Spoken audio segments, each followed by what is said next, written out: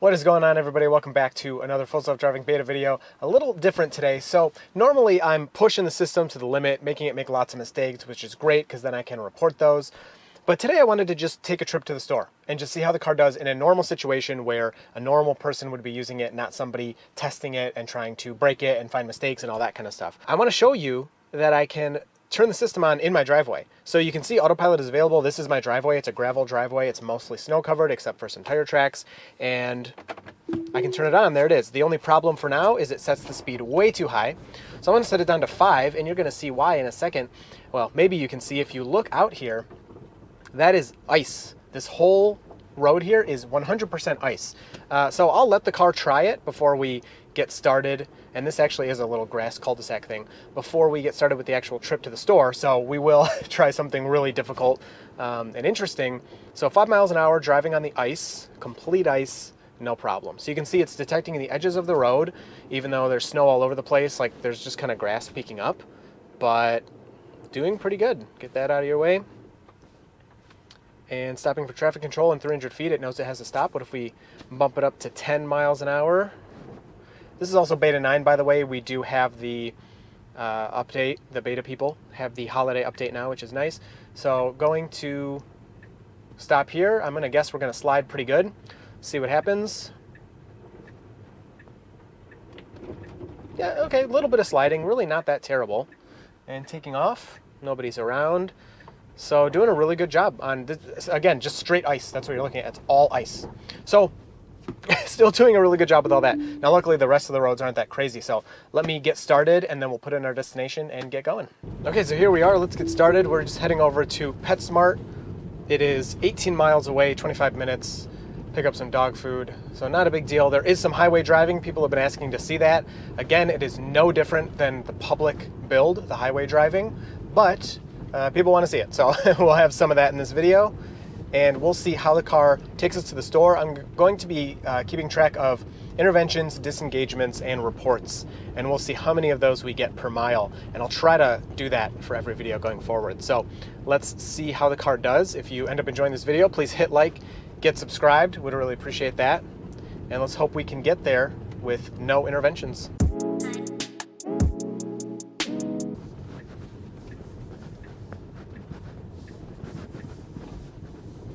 Perfectly awesome right turn, especially on dirt roads. Used to take that one a little wide, but doing really well now.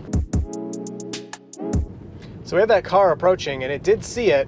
Now it's out of the view, and they are moving. Oh, okay, they're going to turn left here.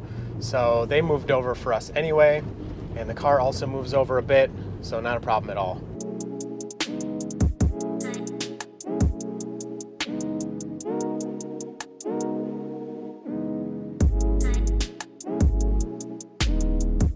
So approaching this left turn, stopping here has never been a problem. The only thing is the car usually will ask for help. It will say hit accelerator or gear stalk to continue, which it's saying now. If I wait for a second, it may continue, but no, it usually does not. So we'll count this as one intervention because I have to intervene and help it out. But there's no cars coming. Well, there's one to the left, but very far away. And the car does a great job on that left turn. So no disengagements, no reports yet.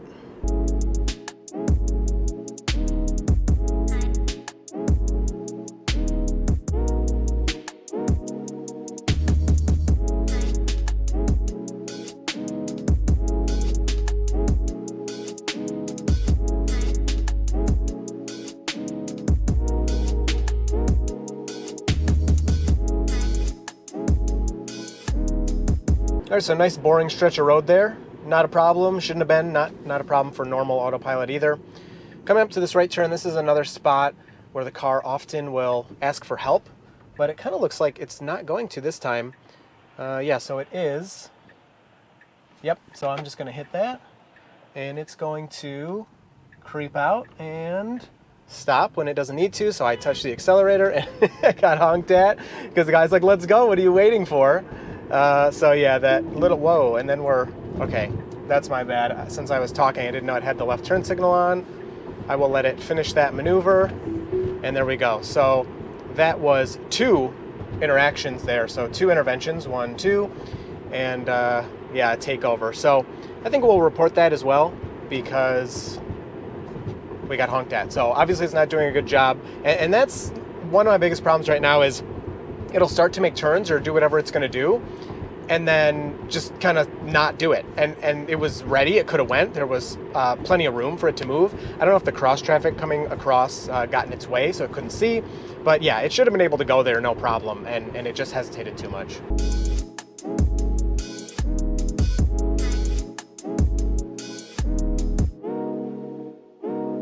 So really nice braking from far back for this red light. That was really good. It saw it even though there was still a green light coming up. So I like that. And I think you can see, I get a lot of suggestions. Oh, put, a sticker saying self-driving car or student driver or something. You think that guy that honked at me is going to take the time to read a little sticker? And I mean, the car barely hesitated there, so taking off nicely, and he's honking at me. So I don't think, people like that get that annoyed are really going to take the time to look at a sticker, especially if it says self-driving car. They'll probably think it's a joke or something, or autonomous vehicle testing or whatever, and that they're going to read that and then just be like, oh, okay, I can be patient. It's just not the way it's going to happen. Okay, so we need to move into the left turn lane. So no turn signal for that, which is very annoying. So we will report that once we get stopped here. So obviously you need a turn signal. So that's a report when you change lanes. And the person in front of us is the honker. Also, there's still no turn signal, which is strange. And people have told me once you're in the lane, you don't need it. But the way people drive around here, when you're in the lane, you use it. So I'm just going to have it on. So double lane left turn. There's nobody directly really next to us. I mean, I guess this pickup truck kind of is, but he should be speeding up. What is he doing? He should be speeding up to get in front of me, and he's doing a bad job, so I hit the brake. He's like, I feel like he's messing with me on purpose, because I don't know why he would just sit next to my car like that, unless he's not paying attention. So pretty strange. So that's unfortunately a disengagement right there. No idea why we're in the passing lane. I have somebody zooming up behind me, and I kind of don't blame them. So I have to intervene there again, which I don't know why the car did that. Very weird.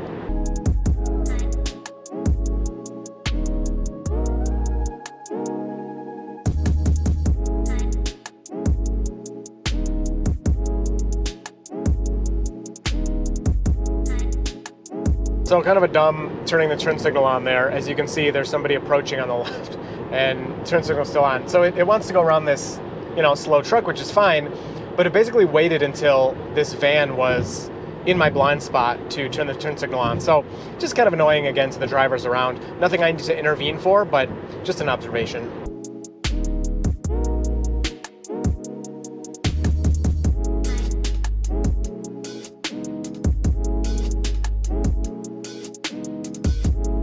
All right, so taking our exit here, I didn't realize I had my wipers off, so I just turned them on to auto, so the car can handle that as well. Nice job exiting the freeway there, and shouldn't have a problem with getting to our exit.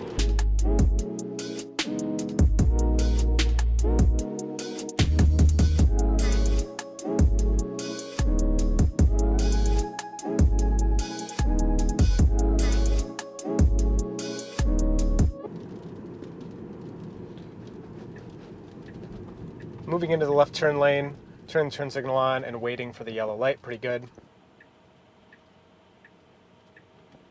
So right when we turn green, the car starts to go. It does ask to make sure my hand is on the wheel, and I will let it know it's there. And perfect left turn there. So it seems on the unprotected left turns, when it doesn't have a light telling it it's green, it's okay to go, it's a little more hesitant. And then at the stop signs with those really fast roads with cross traffic, it wants a little help with those as well. So now it wants to turn into the parking lot here, and I have had a problem with this before where it missed this turn. So let's see if it'll do it this time.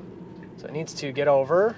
Okay, it's a little late, kind of getting in the way of people, but could also be confused for just a confused person that doesn't know where they're going. And that was a beautiful left turn. Wow, I really liked that. So great job into the parking lot. And is this the way we need to go? There's nobody behind me, so I'm just letting it do its dumb thing here. Okay, we'll report that. Count that as a report. And yeah, I think it might be a little, no, this is where it wants to go. Okay, so this is not right.